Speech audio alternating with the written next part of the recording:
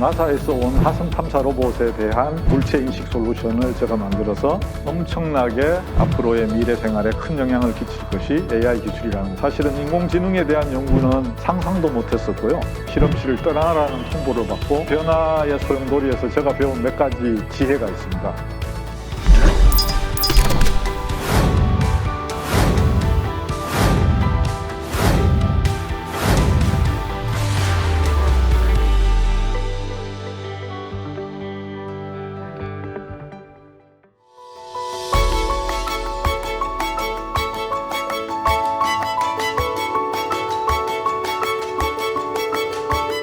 네, 학생 여러분 반갑습니다. 우리 가천대학교를 대표하는 명품 지성학 강의, 오늘 4주차 강의를 시작하겠습니다. 강의 진행을 맡은 강승환 교수입니다. 반갑습니다. 오늘 이 자리에서 여러분과 함께 또 좋은 말씀을 나누고 강의를 해주실 권인소 교수님은 굉장히 학계에서 명망이 높으십니다. 네, 현재 카이스트 또 석좌 교수님이시고, 또 삼성전자 자문 교수이기도 하시고, 또 한국 컴퓨터 비전, 네, 그리고 그 AI를 활용해서 사물과 위치를 인식하는 컴퓨터 비전이라는 분야가 있죠. 네, 그 분야에 또 컴퓨터 비전 학회 회장이시기도 하고, 또 로봇 학회 회장이시기도 한 이 학계에 가장 명망 높은 전문 명사분 중에 한 분이십니다. 네, 그래서 오늘 권인수 교수님을 이 자리에 큰 박수로 환영하겠습니다. 네.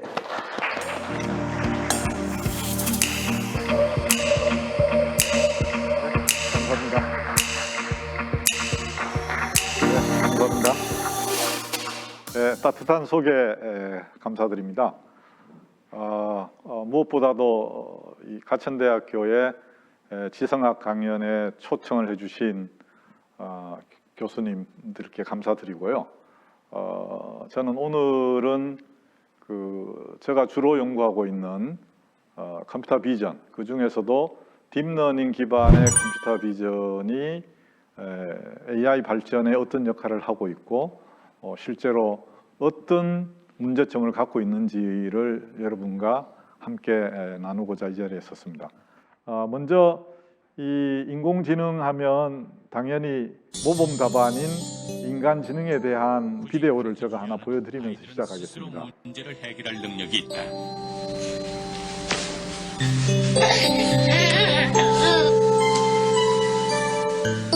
침대 밖에 놓인 인형을 갖고 싶은 규원이가 고민에 빠졌다.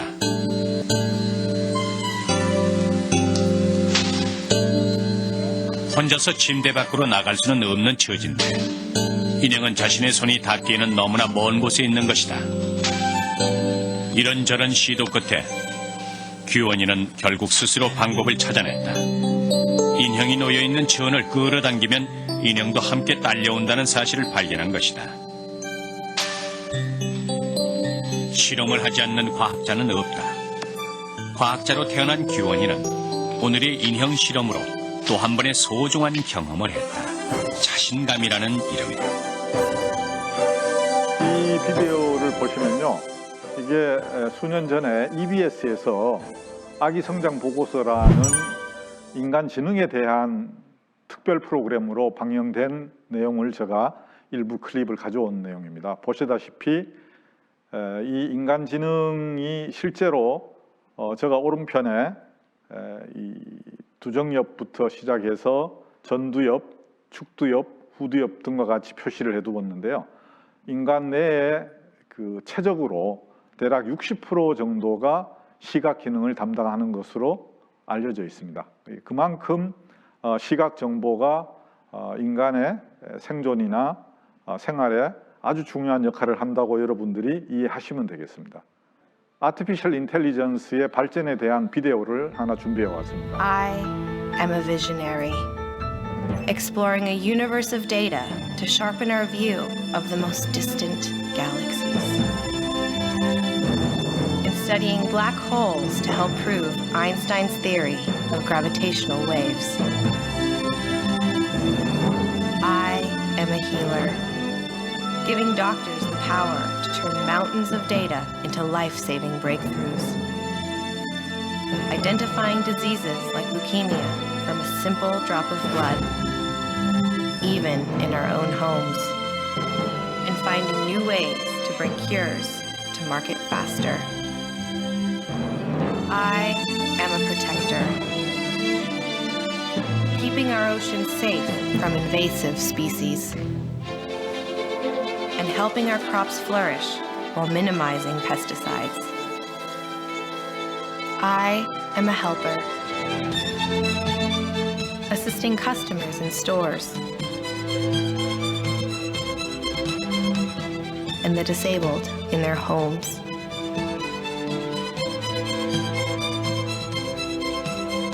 I am a navigator, mapping our world 1 millimeter at a time, and making even the largest self-driving vehicles safer for the long haul. I am a creator, learning to paint from the masters and applying their styles to create original works of art. I am a teacher, analyzing 500,000 player moves every game to identify strengths and weaknesses. And a learner, discovering new strategies from complex games. I am even the composer of the music you're hearing.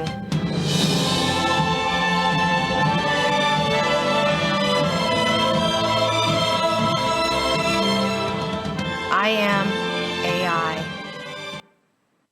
엄청나죠? 지금 보신 물론 다양한 응용 분야에 대한 사례들이긴 하지만 일부는 상용화에 적용된 경우도 있고 일부는 여전히 프로토 수준의 적용 사례들을 보여주고 있지만 분명한 사실은 엄청나게 우리 앞으로의 미래 생활에 큰 영향을 끼칠 것이 AI 기술이라는 것을 알 수가 있습니다. 지난주에 발표된 AI 인덱스 리포트에 따르면요, 인공지능 기술에 대한 투자 규모를 전 세계적으로 조사를 해봤더니 지난 8년간의 통계입니다. 대략 2021년에 113조라는 금액이 인공지능 연구에 투자가 되고 있습니다. 이 그래프에서 보시다시피 기하급수적으로 늘어나고 있다는 것을 알 수가 있고요. 조금 더 자세하게 실제 그러면은 매출이 일어나고 있는 시장 규모에 대한 통계를 제가 스태티스티카에서 조사를 해봤습니다. 해봤더니 10개의 유스 케이스들이 있는데요. 응용 분야들이 있는데 이 중에 제가 빨간색으로 표시한 대표적인 4개 분야가 컴퓨터 비전과 관련된 이야기입니다. 즉 매출의 규모로 보면 44%가 정확하게 컴퓨터 비전에 의한 인공지능이 매출을 이뤄내고 있는 것으로 이해를 하시면 되겠습니다. 오른쪽 위에는 테슬라의 오토파일럿 사례들을 보여드리고 있고요. 오른쪽 안에는 저희 대한민국이 배출한 메디칼 쪽에 가장 대표적인 인공지능 기업인 루닛에서 개발한 인사이트라고 하는 인간의 암을 진단하고 예측하는 그런 솔루션까지 상용화되어 있는 실정입니다. 여기에서 잠깐 AI의 역사에 대해서 잠깐 여러분들에게 소개를 드리도록 하겠습니다. 잘 아시겠지만 1956년에 다트머스 컨퍼런스에서 AI라는 단어가 처음으로 채택이 되고 발표가 되었습니다. 그 이후에 스탠포드, MIT, 카네기 멜론 등에서 다양한 종류의 이동 로봇 개발을 통한 AI 적용이 테스팅이 되었습니다. 지금 두 번째 보고 계신 모바일 로봇이 쉐이키라고 불리우는 최초의 이동형 로봇입니다. 작은 지금 이 강연장 크기의 방을 다니는데 30분 이상이 걸릴 정도의, 그러나 주변을 인식하고 자기 위치를 파악해서 그 다음 가야 될 곳을 찾아가는 그 기본적인 기능을 보였죠. 그런데 잘 보시면은 여러분들이 저 사진에서 보시면 아시겠지만 사람이 만들어 놓은 다면체 형태의 물건들을 일종의 가상의 장애물로 놓고 실험을 했어요. 그러니까 실제 저희들이 살고 있는 환경이랑은 많이 다르죠. 그 이후에 여러분들이 잘 아시는 AI 윈터가 찾아왔습니다. 대략 한 30년 가까이 실제 다양한 종류의 소프트웨어적인 발전은 있었지만 정말 우리 생활에 임팩트를 줄 수 있는 그런 성과들은 보고된 바가 없었습니다. 그러다가 97년에 IBM에서 딥블루가 인간 챔피언을 이기면서 새롭게 주목을 받기 시작을 했고요. 급기야 2011년에 상식을 묻는 제퍼디 게임에서 IBM의 왓슨이 인간들을 다 물리치고 총 상금 200만 불을 획득하는 그런 사건이 발생했었습니다. 근데 이때까지만 하더라도 여전히 엄청난 컴퓨팅 파워를 갖고 있는 슈퍼컴퓨터가 엄청난 데이터베이스를 빠른 시간 안에 액세스해서 뭔가를 해결하는 수준의 그런 정도의 AI였습니다. 일종의 엑스퍼트 시스템에 가까운 AI였는데 2012년에 큰 변화가 발생합니다. 최초로 영상 인식 분야에서 알렉스넷이라고 하는 새로운 개념의 신공망이 지금 현재 슬라이드에서는 여러분들이 판단하기는 어려우신데요. 조금 이따가 제가 상세한 수학적 내용은 살짝 소개를 드릴 예정입니다. 영상 인식 분야에서 기존의 수십 년간 인간 전문가들이 만들어 놓은 특별한 엑스퍼트 솔루션들을 가볍게 이겨버리는, 그러나 그게 데이터 기반의 학습을 통해서 최초의 데이터 기반의 인공지능의 가능성을 보인 사건이 2012년에 발생했습니다. 그리고는 여러분들이 잘 아시는 그 알렉스넷이 기반이 된 딥러닝이라고 불리우는 그 기술이 발전해서 이세돌 프로를 2016년 대한민국 서울에서 알파고가 프로 기사를 이기는 그런 놀라운 사건이 있었죠. 이게 제가 한 페이지로 살펴본 지난 60년 이상의 인공지능 역사를 제가 여러분들에게 설명을 드린 거고요. 더 자세한 이야기를 하기 전에 제 AI와 관련된 역사에 대한 이야기를 잠깐 소개를 드리고자 합니다. 제가 청운의 푸른 꿈을 안고 미국의 카네기 멜론 대학에서 로봇을 공부하고 싶어서 84년에 유학을 나갔습니다. 유학을 나가서 제 백그라운드가 기계공학이었기 때문에 로봇 설계도 하고 로봇 제어도 하는 그런 프로젝트에 운 좋게 참여하게 되었습니다. 그게 1985년 DDARM2라고 표시되어 있는 저 프로젝트의 연구원으로 제가 참여하게 되었습니다. 그러나 불행하게도 저에게 AI 윈터가 찾아왔습니다. 조금 이따가 설명드리겠는데요. 감당하기 어려운 놀라운 힘든 일이 생겨서 저에게는 아주 큰 충격이었습니다. 한 번도 기계공학 백그라운드로 제가 소프트웨어를 제대로 배워본 적도 없고 제어 이론을 제대로 배워본 적이 없었던 제 백그라운드를 가지고 무모한 도전을 했었습니다. 당시에 세계 최초로 그 일부 대학에만 공급되었던 TMS, DSP 보드를 가지고 지금 여러분들이 사진에서 보고 있는 디렉트 드라이브 아음을 컨트롤하는 소프트웨어를 개발하는 것이 제 임무였어요. 정말 열심히 했었습니다. 낮밤을 가리지 않고 그래서 제 스스로 라이브러리도 다 만들었고요. 아무것도 없는 보드 한 장만 가지고 그렇게 해서 아주 성공적으로 제가 인정을 받았었는데 85년도에 모타 제어 보드에 불이 났습니다. 그래서 제가 지도 교수님한테 실험실을 떠나라는 통보를 받고 쫓겨나게 되었습니다. 그래서 근 한 달을 실험실 주변을 배회하면서 어떻게 하면 지도 교수님의 새로운 부름을 받을 수 있을까 고민하다가 교수님이 아주 기분 좋으실 때 제가 교수님 방을 찾아갔었죠. 찾아가서 저 기회를 한 번만 더 주시면 안 되나요? 했더니 너는 하드웨어나 제어하고 관련된 연구는 하면 안 될 것 같아. 왜냐하면 이 보드 한 장이 3만 불이었거든요. 그리고 전 세계에 한 6장밖에 없는 보드여서 연구가 한 1년 이상 딜레이가 된 그런 아주 안타까운 시절이었기 때문에 교수님의 입장에서는 저에게 다시 이쪽 분야 연구를 허락할 수 없다라고 통보를 하시고, 그러나 너가 워낙 간절하게 원하니 또 다른 팀, 인공지능 팀으로 옮기려면 옮겨라 라는 이야기를 저에게 하셨습니다. 그래서 저는 물론 엄청난 도전이었죠. 왜냐하면 기계공학에서 제어를 하는 것조차도 도전이었는데, 전자공학적인 성격에 이제는 완전히 다른 인공지능 소프트웨어 쪽 분야를 하라고 교수님이 하시니까 너무 마음속으로는 힘들었지만 도전하겠습니다 라고 하고, 제가 1년 만에 만든 제 첫 번째 인공지능 솔루션입니다. 이때 제가 카메라와 세계 최초의 라이다 센서를 융합해서 소위 이야기하는 칼라 레이저 라이다를 융합하는 인식 시스템을 만들어서 지금 보고 계신 것처럼 학교 내에서 A라는 지점에서 B라는 지점까지 스스로 판단하고 이동하는 로봇 시스템을 만들어서 석사 디펜스를 무사히 할 수 있었고요. 그리고 이것을 바탕으로 박사과정 때는 나사에서 온 화성 탐사 로봇에 대한 물체 인식 솔루션을 제가 만들어서 지금 보시는 것처럼 저 높이가 대략 한 6m 되는 정도 로봇입니다.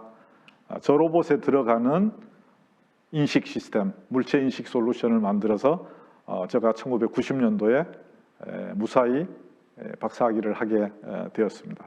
누구나 다 어려운 시절 다 있죠, 그죠? 누구나 다 어려운 시절이 있고, 아마 이 지금 제 강연을 듣고 있는 우리 학생 여러분들도 비슷하게 어려운 시절을 겪고 있는 사람도 있을 거고 극복한 학생도 있을 겁니다. 그리고 앞으로 미래에 이런 유사한 어려움을 맞닥뜨리게 될 텐데, 제가 이런 그 젊은 시절에 아마 지금의 여러분 나이대였던 것 같아요. 제가 20대 중반 정도 때 제가 이때 배웠던 놀라운 지혜가 있습니다. 그래서 저는 사실은 인공지능에 대한 연구는 상상도 못했었고요. 그냥 기계공학에서 저런 알루미늄 박판의 성형에 대한 연구를 하는 것으로 되게 재미있었고 수학도 좋았고 했었는데요. 본의 아니게 불이 나는 바람에 그냥 카네기 멜론에서 로보틱스 연구를 하게 되었습니다. 이 엄청난 변화의 소용돌이에서 제가 배운 몇 가지 지혜가 있습니다. 그걸 여러분들한테 먼저 전달하고 싶습니다. 첫 번째는, 고난이 있습니까? 고난이 전해주는 메시지에 귀를 기울이시기 바랍니다. 제 경험상으로 그 고난은 어떻게 보면 성공과 행복의 푸른 신호등일 수 있다는 생각을 저는 이 경우뿐만이 아니라 그 이후에도 많은 제 경험을 했었습니다. 여러분들도 고난이 심하면 심할수록 나에게 하늘이 더 큰 기회를 주기 위해서 나를 준비시키는구나, 그런 긍정의 자세를 꼭 가지시기를 제가 부탁을 드리고요. 두 번째는, 그렇게 잘 참는 것만이 능사는 아니고요. 오직 여러분이 하루하루 생활에서 실천하는 그 실천력을 꼭 가지셔야 됩니다. 근데 아무 변화가 없죠, 그죠? 하루하루 생활에 아무리 내가 성실하게 해봐야 내가 원하는 꿈을 이룰 수 있나요? 잘 쉽지가 않습니다. 그러니까 무조건 긍정의 자세로, 변화가 없더라도 오래 기다림의 자세로 실천하며 기다려라. 세 번째는, 그러나 너무 지치기 쉬우니 틈틈이 여러분의 목표, 꿈을 확인하라. 중간중간 확인하는 과정이 너무너무 중요합니다. 그런 단계적 목표가 없으면 대부분의 인간들은 고난 앞에 포기하기 쉽습니다. 여러분들은 그런 실수를 하지 않기를 제가 간절히 바라고요. 마지막으로는 모든 것에 감사하시기 바랍니다.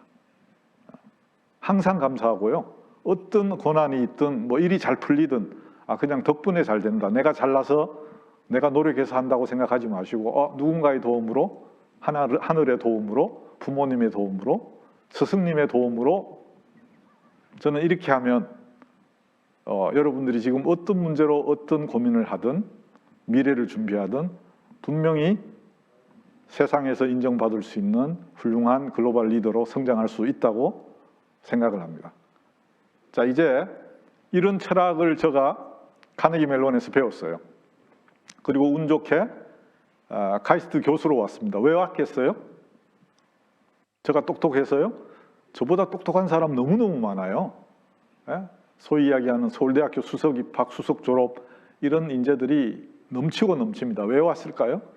저는 기계를 백그라운드로 석사 때는 제어를 하고 박사 때는 인공지능 소프트웨어를 한 대한민국 최초의 전문가였어요. 그런 분야를 키워야 되겠다는 철학을 갖는 순간 저를 초빙할 수밖에 없었던 것 같아요. 제 추측에. 그래서 저는 카이스트에 부임하게 되었었고요.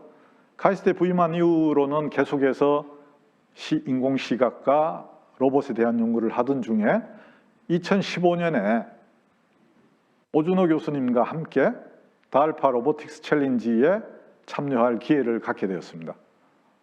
이거는 아마 몇 년 전 이야기여서 여러분들 기억하시지 못할 수도 있는데요. 이 일본에서 지진으로 해서 해일 사고 때문에 원자력 발전소가 파괴가 되고 아직도 문제가 되고 있잖아요. 근데 거기에 이제 인간이 접근을 못하니까 로봇 기술을 접근을 해야 되는데 로봇 기술로 당시의 로봇 기술로는 도저히 접근 불가능한 고도의 인공지능이 필요한 그런 시스템 솔루션이 필요했었습니다. 그래서 미국의 고등기술국인 달파에서 전 세계적인 로봇 챌린지를 개최를 했습니다. 그래서 지금 보시는 스타트부터 시작해서 엔드까지 가는 동안에 8가지의 기본적인 미션이 있는데요. 그 미션들이 실제 파괴된 원자력 발전소를 로봇이 들어가려고 할 때 필요한 여러 가지 기능들을 다 구현하는 그런 솔루션으로 마련이 되어 있습니다. 그래서 이 챌린지를 오준호 교수님이 저를 찾아오셔서, 왜냐하면 예선에서 오준호 교수님이 9등밖에 못했어요. 원래는 8등까지는 미국의 연구 자금으로 개발을 해서 본선에서 참여할 수 있는데 9등을 하시는 바람에, 근데 오준호 교수님의 당시에 저에게 하신 말씀은 눈 기술만, 시각 기술만 달아주면 우리는 세계 1등 할 수 있다. 그래서 언론에서 신봉사 눈 좀 뜨게 해달라고 이렇게 보도를 하시는 바람에 오 교수님이 좀 저를 되게 싫어하시게 됐는데요. 휴보를 신봉사로 비하했다는 오해를 하신 것 같아요. 그런 뜻은 아니고 그냥 휴보 눈 좀 뜨게 해달라고 이야기했는데 기자가 이렇게 신봉사 눈 좀 뜨게 해달라고 표현을 했고요. 실제 저희들이 만들어낸 시각 처리 프로그램 덕분에 휴보가 가장 빠른 시간 안에 8개의 모든 미션을 완벽하게 수행할 수 있었습니다. 물론 이 기술적 내용들은 아마 여러분들 중에 저거 나 잘 이해도 안 가고 모르는데 라고 하시지 마시고요. 그냥 이런 종류의 기술들이 현재 인공시각에 아주 필요한 요소 기술이구나 하는 정도로만 이해하시면 좋겠습니다. 첫 번째는 카메라인데요. 맨 오른쪽 상단에 보시면 계단이 보이시죠? 저게 마지막 단계에서 8번째 미션입니다. 근데 왼쪽은 첫째 날이고요. 2번째 영상은 둘째 날이에요. 그럼 카메라 입장에서 보면 완전히 다른 물체로 보이시지 않나요? 이 조명 조건이 이렇게 급격하게 변하기 때문에 저희들이 개발한 새로운 지능형 자동 노출 제어 솔루션이 적용이 됐습니다. 기존의 DSLR 카메라나 상용 카메라에 들어가 있는 기술로는 저 정도의 큰 변화를 자동으로 인식하고 대응할 수는 없었어요. 저 덕분에 저희들이 성공할 수 있었고요.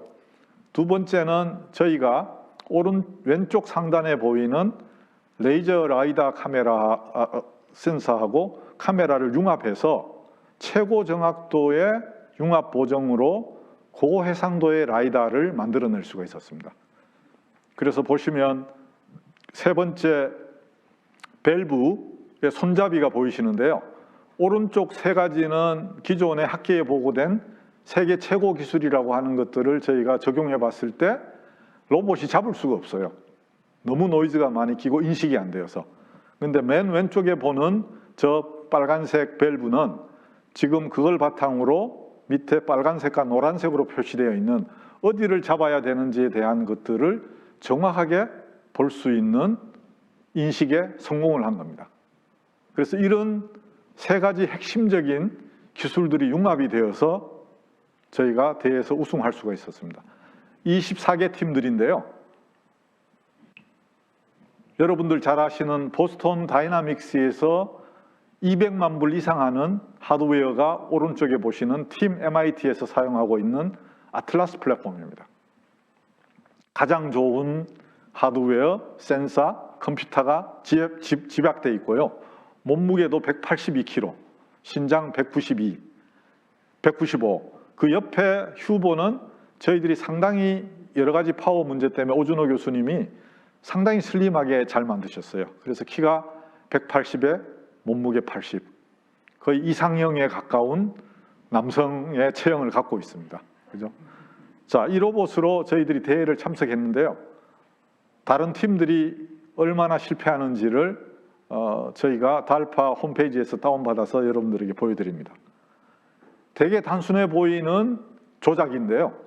문 열기라든지 아니면 걷기 정도인데도 바닥이 평평하지 않으니까 차에서 내려야 되는데 내리지 못하고 쓰러지고, 이 반면에 저희 휴보는 이게 실제 대회 우승했던 그 장면을 그대로 촬영한 내용입니다.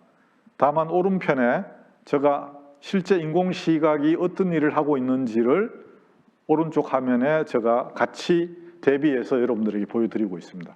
잘 보시면 그 오른쪽 화면에 인공지능 아까 말씀드린 빨간색에 노란색 인식 결과들이 나오고 있죠. 저 덕분에 휴보가 안전하게 어느 방향으로 접근해서 잡으면 어떤 물체를 잡을 수 있고 어떤 작업을 할 수 있고 이런 일들을 다 할 수가 있었습니다.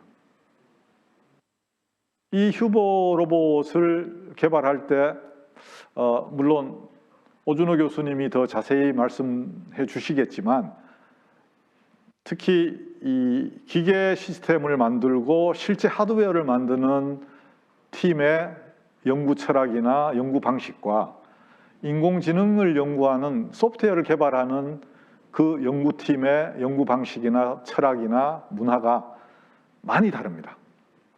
서로 다른, 더군다나 또 각자가 최고팀이라고 스스로 생각하는 우수 집단이 모여 있으니까 쉽지가 않죠. 그죠? 자기 고집도 세고 자기 생각이 옳다라고 주장할 수밖에 없습니다. 그건 아마 사회 어디에서나 마찬가지인데요.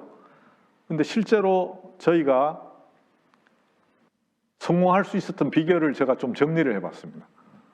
여기에 대해서는 오준호 교수님은 동의하지 않을 수도 있습니다. 이거는 제 개인적인 의견이라는 것을 밝히고 제가 여러분들에게 소개를 드립니다. 이 성공 비결을 여러분들한테 말씀드리는 이유는 실제로 여러분들이 앞으로 비슷한 종류요, 다양한 시각과 컨셉, 그 다음에 철학을 갖는 여러 부류의 사람들과 한 팀이 되어서 일을 할 때 어떻게 해야 될까를 생각해 보시면 도움이 될 것 같습니다. 첫 번째는 벽 없는 협력입니다. 아까 말씀드린 완전히 다른 철학과 백그라운드를 갖고 있는 기계와 인공지능 두 팀이 원팀이 되어서 팀 카이스트가 되려고 하면 정말 벽 없는 협력이 제가 느끼기에는 가장 중요한 요소인 것 같고요. 두 번째는요, 커미트먼트인 것 같습니다. 열정적 실천. 어떻게 보면 여러분들이 스스로 자기 동기부여가 돼야 될 것 같습니다. 지금 이 장면은 저희 학생 연구원들이요, 휴보를 일일이 분해해서 하나하나 지금 짐을 싸고 있습니다. 왜냐하면 연구비가 없어서 저것을 하물로 보낼 수가 없어요. 그래서 각자 다 분해해가지고 다리는 A 학생이, 머리는 B 학생이, 그래서 그냥 자기 비행기에 같이 가져가는, 캐리하는 수화물로 같이 가져가기 하기 위해서 저렇게 했었습니다. 눈물 나는 이야기죠. 그죠? 열악한 조건입니다. 근데 저희 옆에 있었던 일본의 아이스트 팀은요, 대회 딱 끝나니까 전문 유니폼을 입은 패키지 전문으로 와가지고 완전히 패킹을 해서 가져가는 겁니다. 어떤 조건에서든 여러분들이 열정을 가지고 실천하는 그 정신을 어려우면 어려울수록 여러분들이 꼭 기억하시면 좋겠습니다. 마지막은 협력도 좋고 실천도 좋지만 가장 중요한 게 뭐겠어요? 실력 아니겠어요? 그죠? 오준호 교수님은요, 지금 여러분들이 보시는 것처럼 2000년대 초반부터 수도 없이 많은 휴머노이드 로봇을 실패하면서 개발하고 그렇게 도전하신 분입니다. 훌륭하신 분이죠. 그죠? 급기야는 레인보우라는 스타트업까지 만드셔서 대한민국의 새로운 로봇 분야의 벤처 생태계를 이끌고 계시죠. 그 반면에 저희 랩은요, 이 인공지능 중에서도 시각 컴퓨터 비전 분야에서 CS 월드 랭킹이라는 게 있습니다. 그 분야의 탑 컨퍼런스 논문들의 숫자를 가지고 랭킹을 발표하는 게 있는데, 여러분들 보시면은 이게 2년 전 통계인데요. 제가 전 세계에서 6등 정도 합니다. 그러니까 이 정도의 캐퍼빌리티가 실력이 갖춰지면 어떤 조건에서 어떤 팀과 같이 여러분들이 벽 없이 협력하면서 열정적으로 실천하면 성공할 수 있다고 생각을 합니다. 그래서 이 정도에서 제가 일종의 서로는 아니지만 한번 제 강연을 마무리하고요, 중간 마무리를 하고 여러분들의 질문이 있으시면 질문을 받도록 그렇게 하겠습니다. 자유롭게. 네, 안녕하세요. 조경학과 2학년 김유민입니다. 네. 저는 AI의 근본적 문제점인 신뢰성에 대해서 질문 드리고 싶습니다. 이제 금융이나 의료 등의 분야에서는 신뢰성이 꼭 필요하다고 생각이 되는데 이러한 분야에서도 이제 AI 기술이 잘 자리 잡고 또 실용화될 수 있는지 궁금합니다. 네, 좋은 질문 감사드리고요. 사실 제가 좀 전에 그 세계 재난 로봇 대회에 나갔던 휴보의 사례를 보여드렸는데요. 어느 정도 연습했을 것 같아요? 어느 정도? 거의 끝판왕이었습니다. 6개월 이상의 실패, 트라이얼, 실패, 트라이얼, 실패, 트라이얼. 아마 실제 대회에서도 제가 보기에는 실패했을 확률도 꽤 높았을 거예요. 근데 정말 운 좋게도 그때는 성공했어요. 근데 사람들은 성공만 보죠. 신뢰 관점에서 실제 최근에 모든 AI, 제가 보여드린 휴보 로봇의 경우도 마찬가지고 이게 데이터 기반으로 해서 우리가 사람이 필요로 하는 어떤 응용을 해야 되는 문제이기 때문에 데이터의 범위를 벗어난 경우에는 신뢰할 수 없는 결과가 나올 수밖에 없습니다. 그래서 신뢰 높은 AI는 결국은 인간이 좌우한다. 휴보의 경우에는 연구원들이 끊임없는 실패와 도전 끝에 완성도 높은 소프트웨어를 만드는 데 성공을 했고요. AI는 반대로 끊임없는 데이터를 정제하고 좋은 양질의 데이터를 얼마나 잘 만드느냐에 따라서 AI가 성공할 수 있을 것으로 생각을 합니다. 자, 그럼 이어서요, 제가 퀴즈 하나 내겠습니다. 퀴즈. 이 화면에서 보시면 대문이 있고요, 오른쪽에 구멍이 있어요. 저 구멍이 뭘까요? 박유원 양. 예.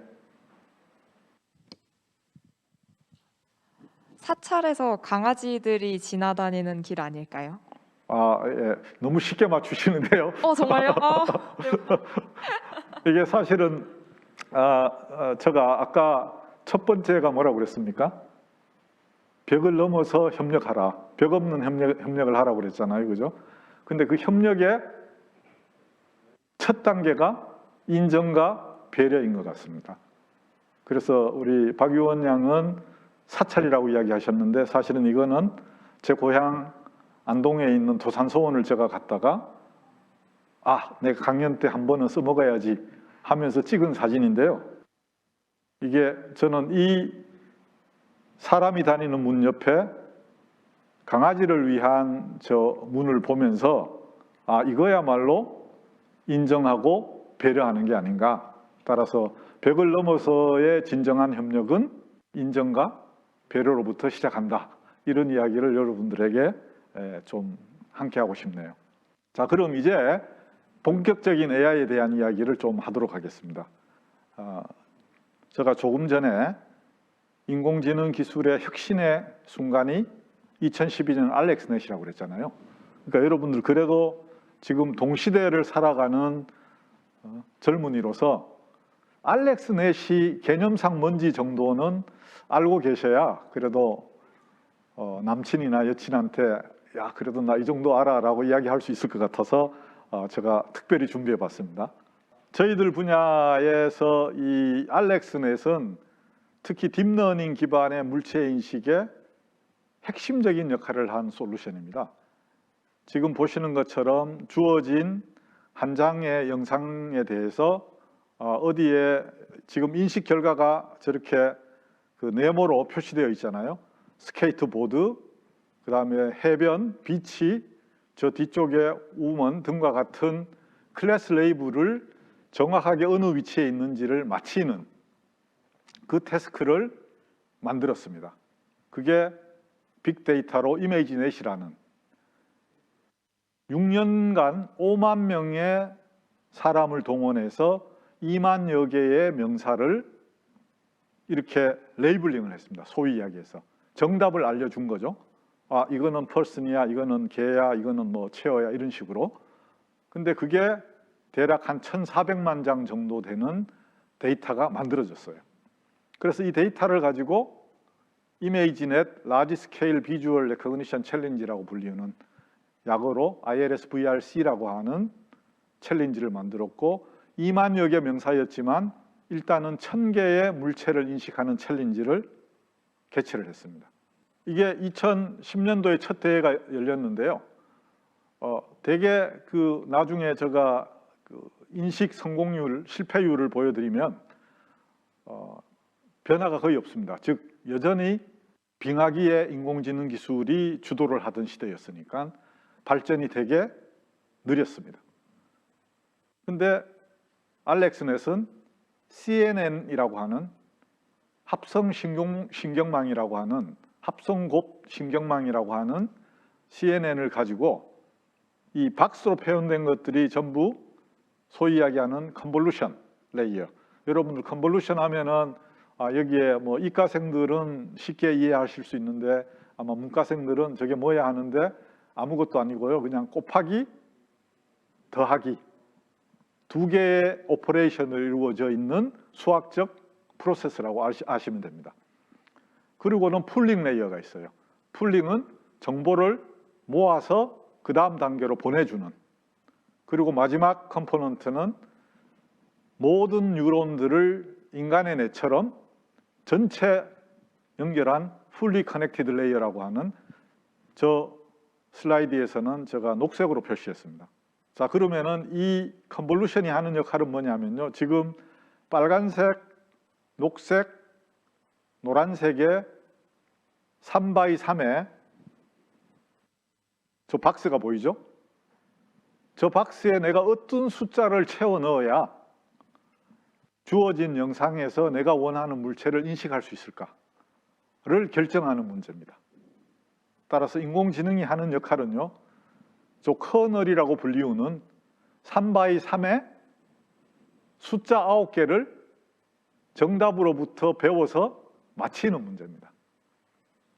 그래서 엄청난 양의 데이터를 가지고 막 훈련을 시켰더니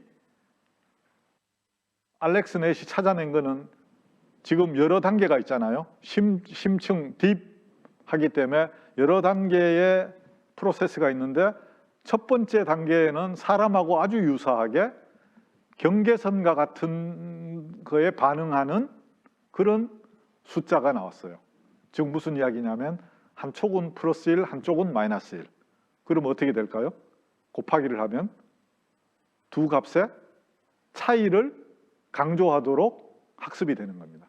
그게 경계선 검출의 능력을 얼리 스테이지에서는 보이고요.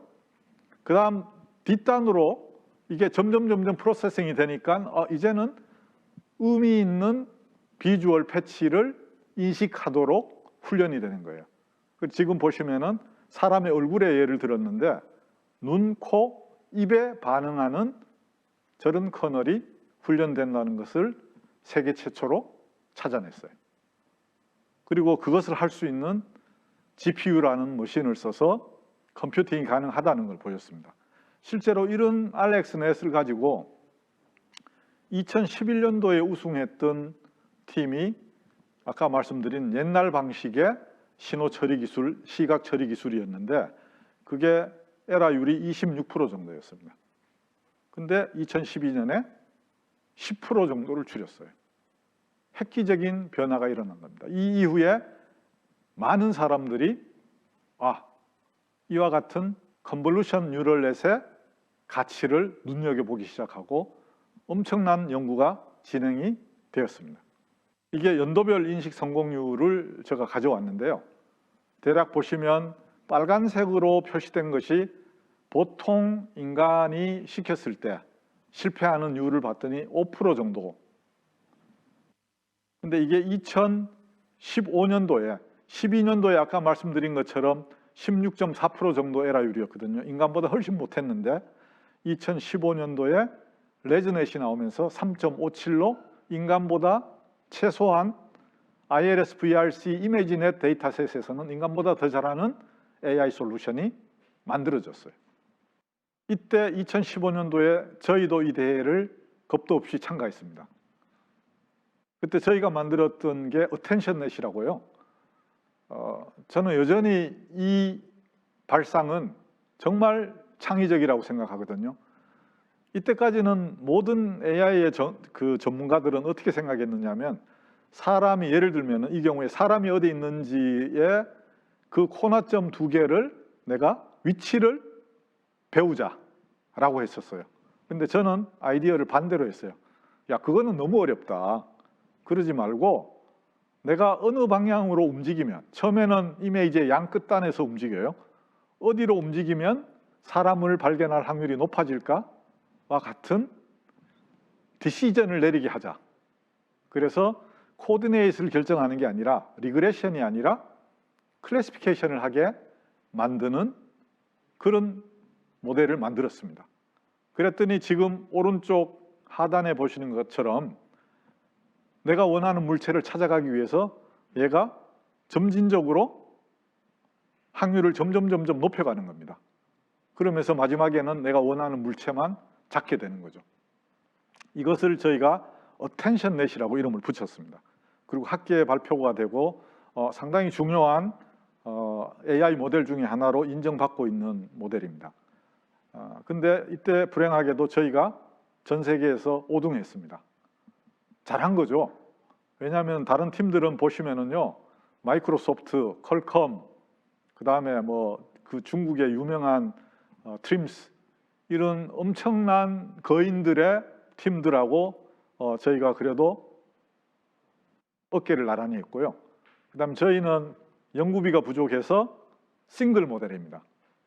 근데 다른 팀들은 엄청난 멀티 모델을 융합해서 앙상블로 하는 그런 AI 기술이 적용이 돼서 상당히 업그레이드된, 그래서 여전히 저희는 이 대회를 아주 자랑스럽게 생각하고 있고요.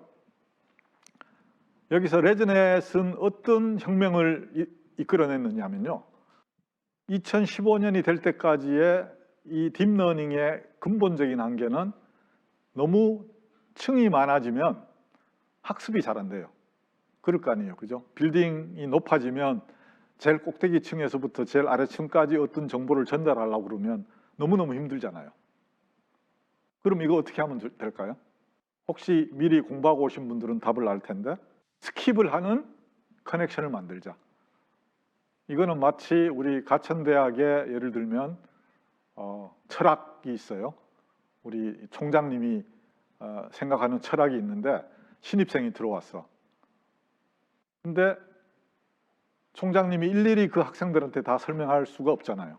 일일이 설명하는 모델은 기존의 딥러닝의 모델이에요.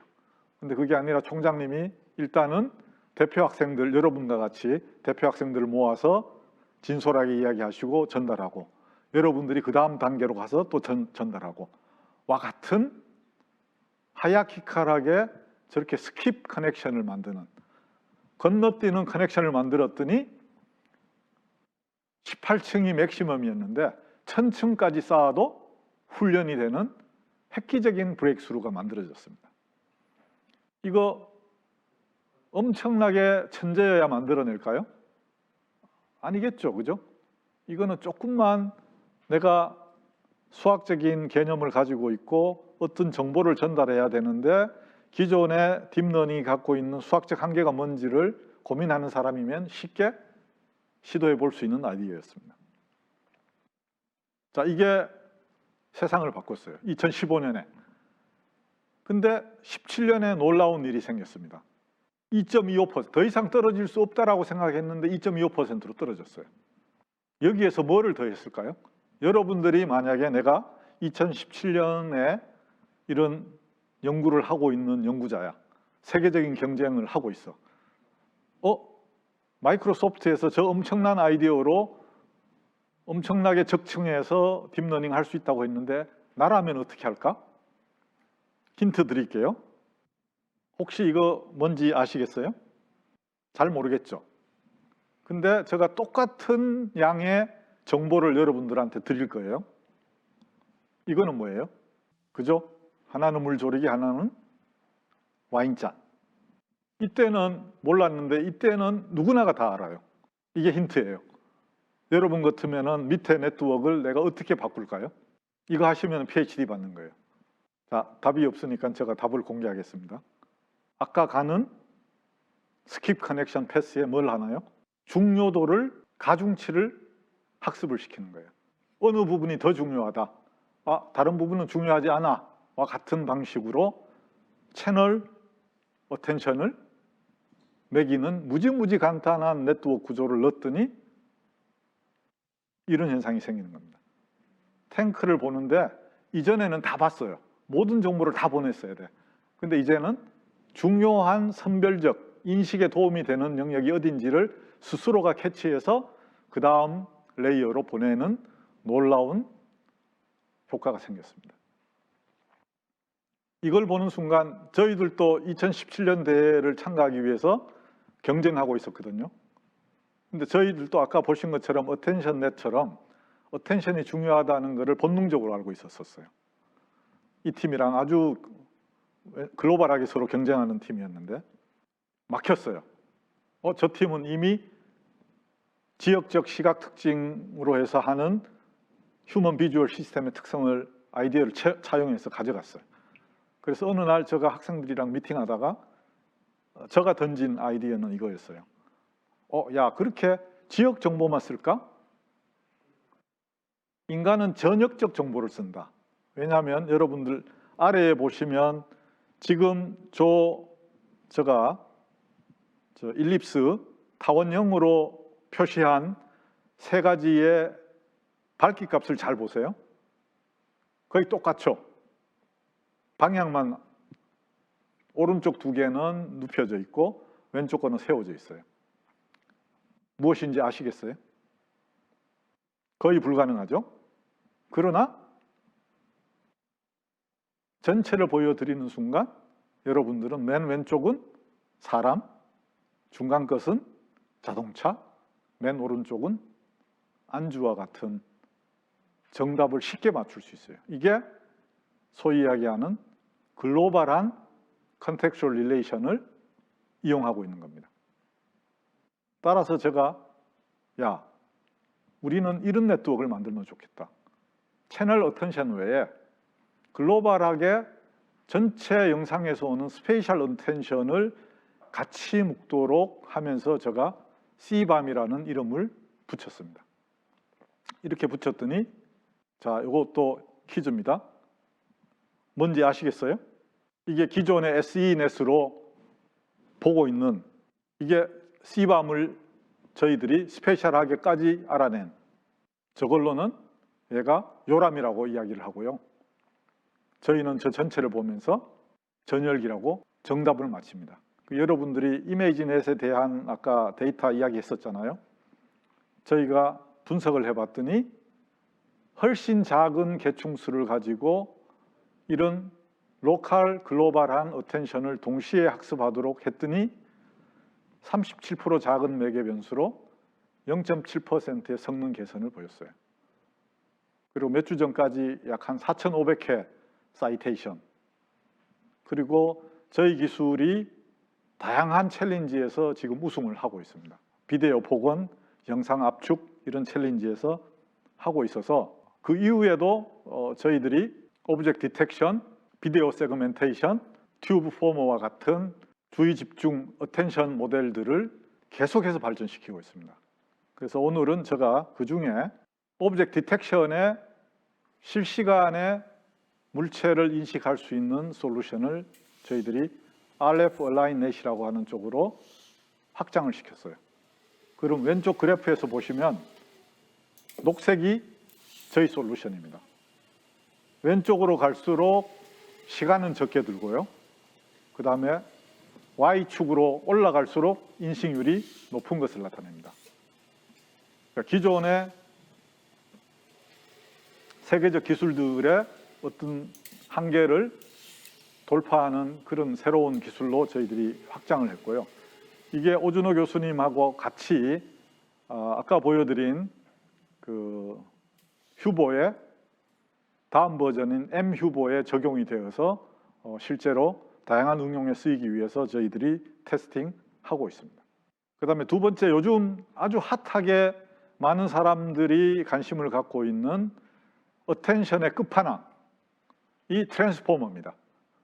근데 저희는 그 트랜스포머의 어텐션을 비디오 레벨로 해서 여러 멀티 프레임, 예를 들면 10장의 영상을 튜브 형태로 묶는 새로운 개념의 트랜스포머 모델을 저희가 지금 밑에 보시면은 레이턴트 어텐션하고 글로벌 어텐션이라고 표현을 했잖아요. 저 방식의 새로운 딥러닝 모델을 적용했더니 작년에 발표됐던 세계 최고 기술이 37.8 정도였는데요. 저희들이 25% 이상 성능을 획기적으로 올리는 성과를 거뒀습니다. 그래서 이 성과는 더 의미가 있는 것이요. 저희보다 2배나 많은 복잡도를 갖는 딥러닝 모델을 쓰는 것조차도 저희를 못 따라오고 있습니다. 이게 어떤 어텐션이 이루어지고 있는지, 저런 입력이 들어왔을 때 글로벌 메모리에서 발생하는 어텐션과 레이턴트한 메모리 어텐션들의 반응이 저렇게 달라서요. 실제로 이런 비디오 레벨에서의 세그멘테이션이 가능한 인공지능까지 올라가 있습니다. 과거에는 상상할 수 없었던 성능까지 올라와 있고요. 이걸 어디에 쓰느냐? 이제 지금부터는 이제 여러분들의 상상에 달려 있습니다. 나는 봤더니 방송 편집 솔루션으로 저런 거 쓰고 싶은데 훨씬 정밀하게 정확하게 사람의 레이버를 줄여주면서 사람은 더 창조적인 일을 할 수 있게 도움을 줄 수 있는 중요한 툴입니다. 이제 여기서도 제가 그냥 가면 좀 섭섭한 것 같아서 여러분들한테 인문학적 메시지를 하나 준비를 했습니다. 사람은 어떻게 물체 인식을 할까요? 지금 이 슬라이드에서 A와 B라는 패치가 있습니다.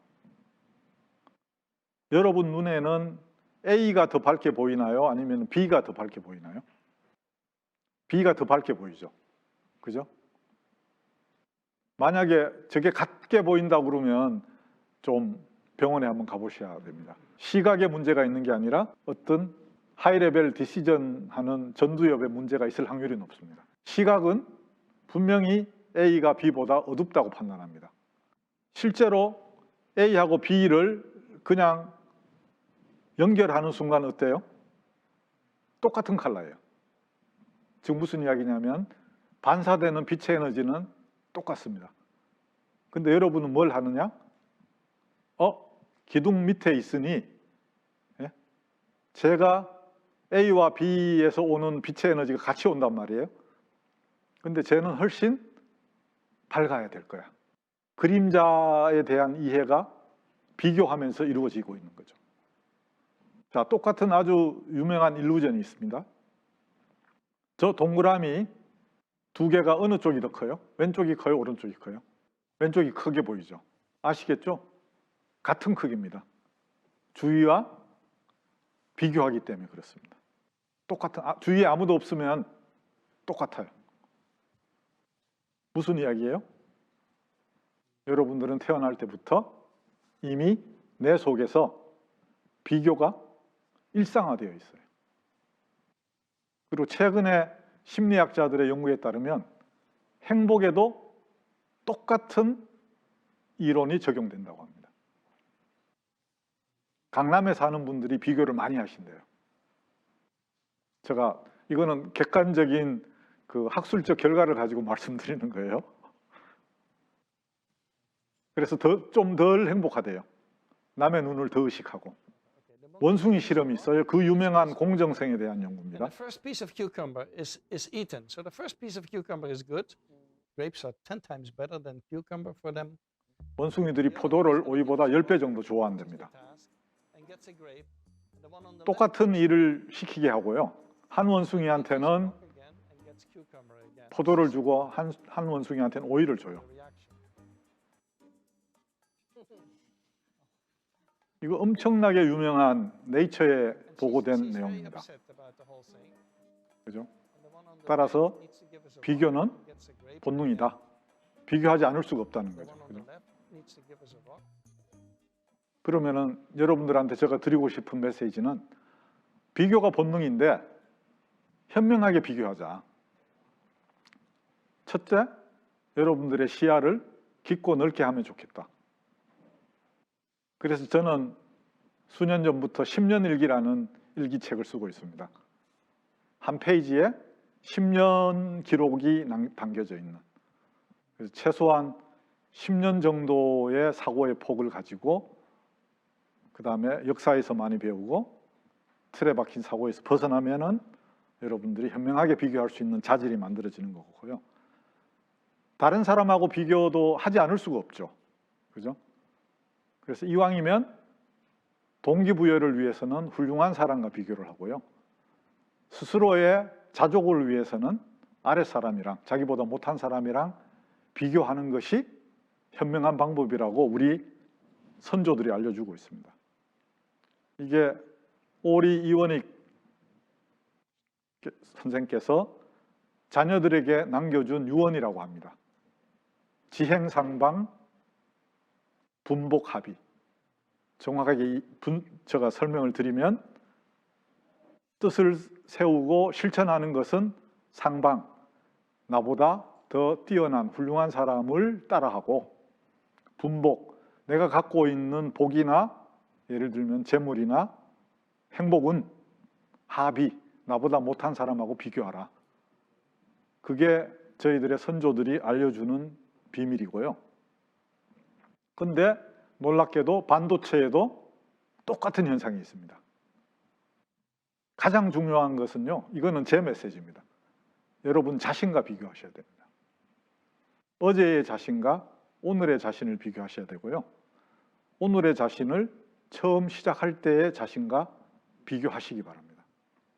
여러분들 지금 쓰고 계신 태블릿이나 휴대폰 들어가 있는 반도체 회로의 가장 중요한 컴포넌트 중에 하나가 밑에 보시는 신호 증폭기입니다.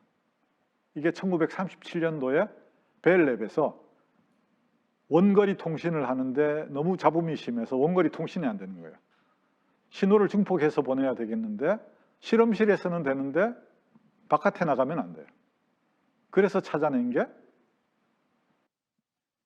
비교입니다. 지금 보시면 Vout이 어떻게 되어 있어요?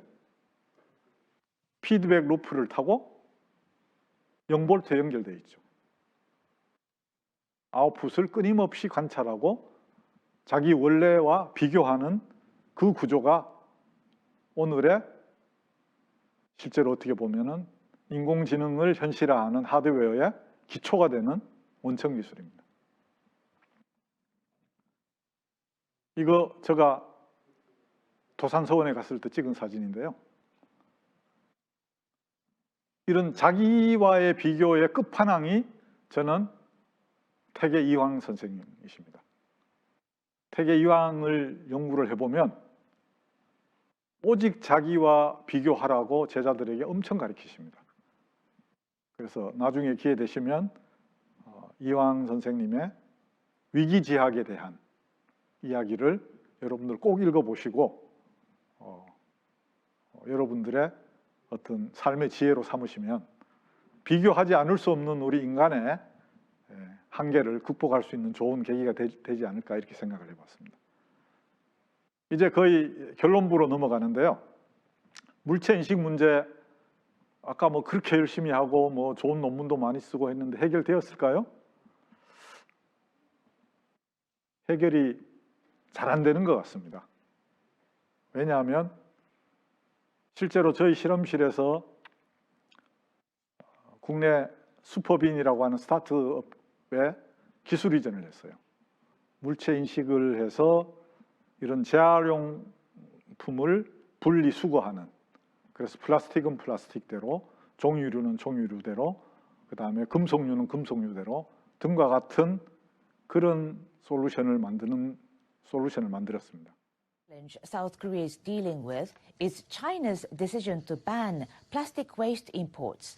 NHK World's Kim Chan-ju looks at how officials are coping with the new trash dilemma. South Koreans doing their part for the environment. The plastic bottles they pop into this machine will be recycled into synthetic cotton products. For each deposit, there's added incentive. Plastic put in means points that can be converted to cash. 저희가 이제 네프론이라고 하는 기계에 저희 뉴로진이라고 하는 AI 솔루션을 기술 이전을 해서 실제 현장에 설치를 했었어요. 실험실에서는 거의 100%가 나왔어요. 모든 경우에 대해서. 근데 저희가 시범적으로 가천 지역에 5군데 설치를 해서 실험을 했는데 70%밖에 안 나오는 거예요. 그래서 심지어는 그 슈퍼빈의 대표이사님이 저에게 교수님 그거 좀 사기 아닌가요? 라는 이야기를 들을 정도로. 근데 실제로 저희가 놀라서 분석을 해봤더니 학습 데이터하고 실제 데이터가 분포가 많이 달라요. 그 다음에 기계마다 카메라의 특성들이 달라서 조명이 달라지고요. 이런 문제 때문에 저희가 이 문제를 수정을 해서 2020년 12월 기준으로 대략 전국에 160여 대가 운영 중에 있습니다. 그런데 여전히 끊임없이 문제가 생깁니다. 어떤 문제일까요? 학습하지 않은 데이터. 그 다음에 인간의 신뢰성입니다. 좀 전에 인공지능의 신뢰성 이야기 하셨잖아요. 사실은 그것을 활용하는 인간의 신뢰성이 더 문제입니다. 과천이다 보니 관악산에서 내려오는 분들이 많아가지고요. 이상한 것을 막 넣습니다. 분명히 넣지 말아주세요라고 하는 이상한 물건들을 넣고, 심지어는 주변에 있는 초등학교 학생들은 단체로 몰려와서 자기 손에 페트병을 그려가지고 반복해서 집어넣는 그런 일까지 있었습니다. 그래서 사실은 이와 같은 인간의 신뢰성 문제가 우리 자율자동차에도 똑같이 적용됩니다. 그죠? 제 인공지능 얼마나 뛰어나? 내가 한번 테스트해봐? 와 같은 종류의 난폭 운전. 심각한 사회 문제가 될 확률이 되게 높습니다. 이게 제가 자율자동차의 우버에 대한 사례인데요. 2020년도에 자전거를 끌고 길을 건너가던 사람을 치여서 사망하는 사고가 발생했고요. 테슬라는 넘어져 있는 하얀색 트럭을 그냥 오토파일로트가 박는 일이 있었습니다. 근데 제가 분석을 해봤어요. 이유가 뭔가? 분석하는 방법은 회사들은 공개를 하지 않으니까 캘리포니아 교통국에 공개되는 그 자율자동차 운영과 관련해서 얼마나 사람의 간섭이 필요한지를 보고하게 되어 있습니다. 그래서 지금 보고 계신 그래프는 한 번의 간섭 없이 얼마나 멀리까지 갈 수 있는지를 그래프로 나타낸 겁니다. 지금 구글 웨이모가 한 번의 간섭으로 지금 10,000마일 이상을 갈 수 있는 기술까지 와 있죠. 그 뒤를 이어서 뭐 죽스라든지 그 다음에 뭐 여러 회사, 포니 AI 등과 같은 회사들이 뒤를 잇고 있습니다. 그런데 이게 중요한 게 아니라 이 수천 가지 케이스를 제가 일일이 하나하나 분석을 해봤더니요, 이렇게 분석이 되더라고요. 큰 두 가지 원인이 컴퓨터 비전이 실패하든지 아니면 위치 인식이 실패하든지, 그 두 개가 전체 실패의 대략 한 70% 정도를 차지하고 있어요. 그래서 우리가 인공지능 문제가 물체 인식, 위치 인식이 해결됐다고는 하지만 리얼 월드에서 극한의 조건에서는 여전히 해결하지 못하고 있는 문제다라고 여러분들이 이해를 하시면 되고요. 실제 저희도 다양한 종류의 자율자동차를 개발해서 테스트하고 있는데요. 이게 저희들이 자율차 경진대회의 첫째 날, 둘째 날에 기후 조건이 달라서 실패한 경험을 갖고 있습니다. 자, 이런 면에서 어떻게 보면 오늘 강연의 결론부에 해당하는데요. 기술적 관점에서 딥러닝 AI 한계, 첫 번째 데이터 헝그리. 데이터, 어떤 종류의 데이터를 어떻게 주느냐에 따라서 AI가 그 제한된 범위 내에서는 인간보다 더 잘할 수도 있고요. 그러나 대부분의 인간이 만들어 놓은 인공지능의 어떤 미션이라는 것이 중요한 임무를 위해서 디자인된 게 아니라 그냥 연구자들이 풀고 싶은 문제를 가상적으로 상상하고 만든 그런 데이터셋들이다 보니 여전히 현실 세계와의 갭이 상당히 큽니다. 근데 이 현실 세계와의 갭이 크다 보니 이미지에서 발생하는 사소한 변화에 반응하지 못하는 로버스니스, 아까 질문하신 신뢰성이 여기 해당되겠죠. 그 다음에 마지막으로는 인간의 방해 공작과 비슷하게 트레이닝 데이터를 벗어나는 일반화된 환경에서의 인식, 무지무지 어려운 문제고요. 그 외에도 데이터에서의 바이어스, 사람들의 신뢰도, 이런 것들이 상당히 심각한 문제입니다. 그래서 이런 관점에서 저희 실험실에서는 최근에 이 세 가지 중요한 딥러닝의 문제를 해결해 보기 위해서 저희들이 비교사 학습에 의한 학습 기법, 그 다음에 액티브 러닝에 의한 현명한 데이터 셀렉션, 그 다음에 다양한 종류의 정보들을 융합해서 데이터 헝그리 문제를 해결해 보고자 하는 이런 멀티모달의 러닝, 그 다음에 실제 현장에서 적용됐을 때 발생하는 테스트 타임에서의 데이터셋을 적극적으로 활용해서 테스트 타임 어댑테이션을 하는 이런 기술에 대한 연구를 저희들이 계속 진행하고 있습니다.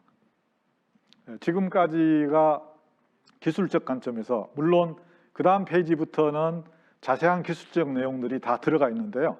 오늘은 시간 관계상 기술과 관련된 내용은 여기까지 마치고요. 여러 가지 기술적 내용을 여러분들에게 소개해 드렸는데요. 사실은 제가 여러분들하고 같이 나누고 싶은 진짜 중요한 메시지는, 그럼 우리는 어떻게 해야 되나? 학부에서 공부하고 있는 여러분들은 어떻게 해야 되나? 제 결론은 기본으로 돌아가야 될 것 같습니다.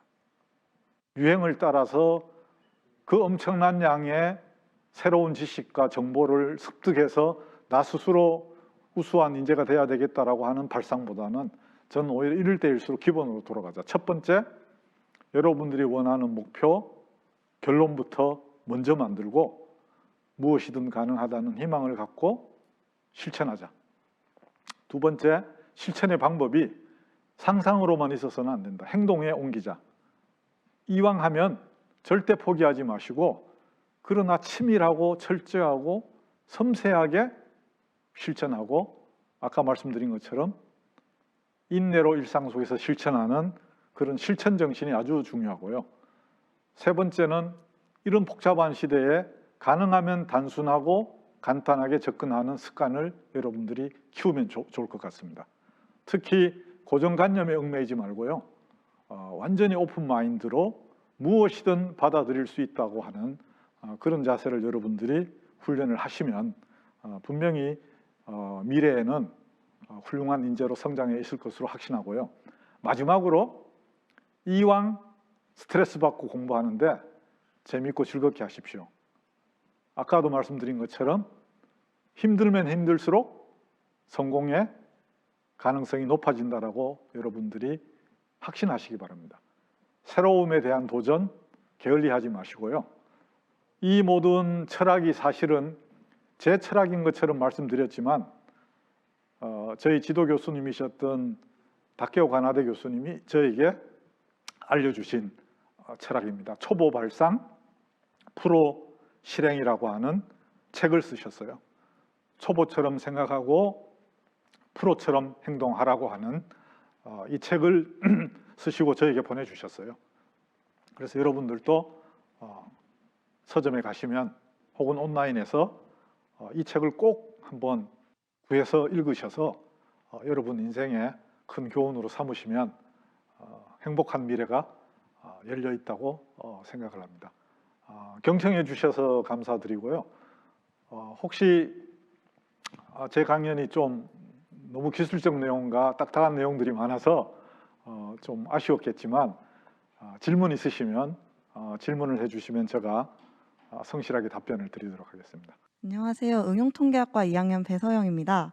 저 강연에서 언급된 그 인공지능 딥러닝 AI의 근본적인 문제점 관련해서 질문이 있는데요.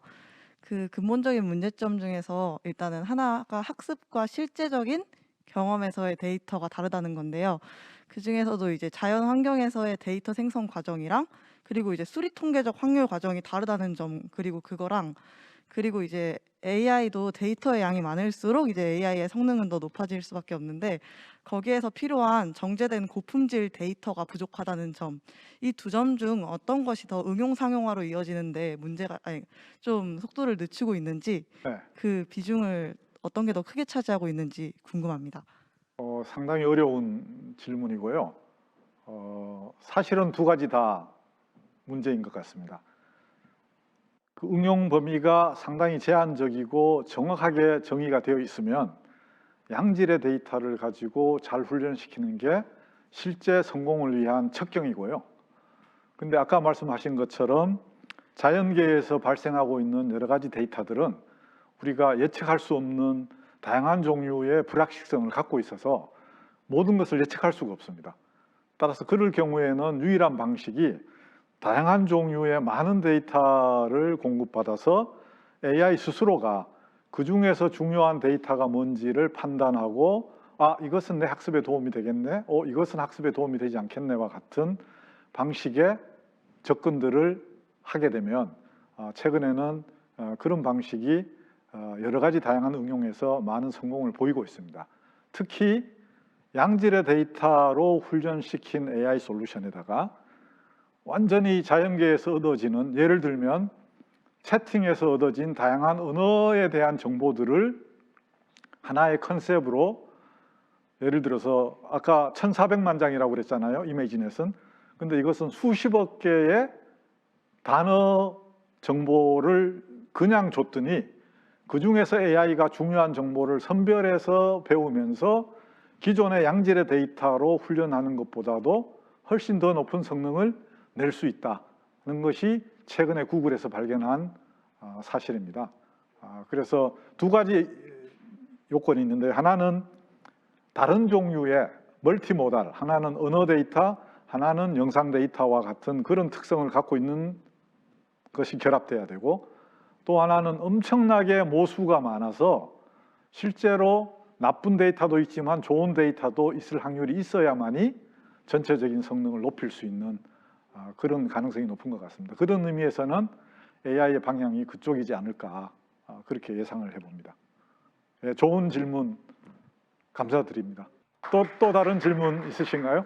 네, 저는 인공지능 전공 박유원이고요. 지금 사람의 오차율보다 지금 인공지능이 오차율이 훨씬 더 낮다고 하셨었는데, 그러면 만약에 현실에서는 이제 아직은 인공지능이 많이 부족하고 사람보다 오차율이 훨씬 높은 상황이라고 저는 생각을 하거든요. 그러면 만약에 이제 이런 현실에서의 오차율을 좀 낮추려면 어떻게 인공지능이 나아가야 하는지 생각하시는지 궁금합니다. 뭐 저희들이 지금 열심히 연구하고 있는 주제이기도 하고요.